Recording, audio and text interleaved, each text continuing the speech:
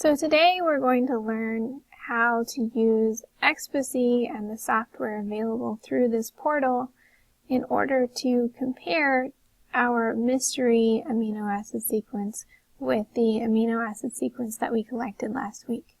So we're still doing proteomics.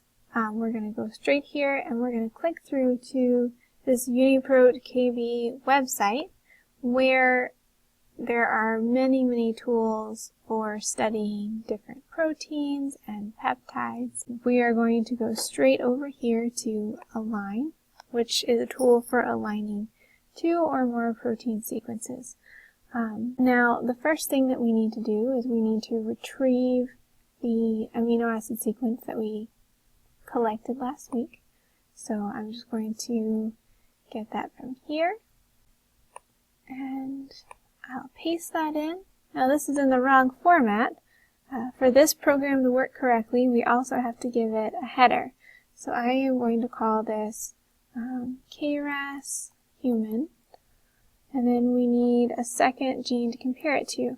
And you will be comparing the mystery sequence, which can be found on the About This assignment page on Blackboard. However, there is no such mystery sequence for KRAS, so I'm just going to use KRAS from a mouse that I have obtained from NCBI. So I have here a label for the mouse amino acid sequence, KRAS mouse, and I'm going to paste in the FASTA sequence associated with that. And once those are both in, I can push Run Align. And the length of time that it will take for this job to run will vary depending on the traffic on the website and the complexity of the two sequences that you are aligning. And so this is going to vary dramatically from person to person. Looks like it's pretty quick today. So here is an image of the two sequences aligned together, and all of these little asterisk symbols beneath the amino acid residues indicate that there's an exact match.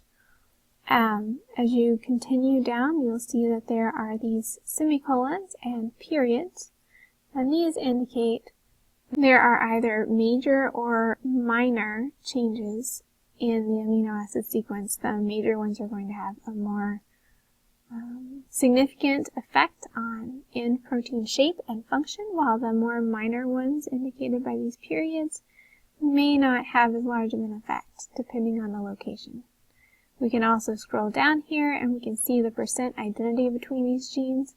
And so KRAS is quite conserved between the human and the mouse, so there's 97.3% identity between these sequences.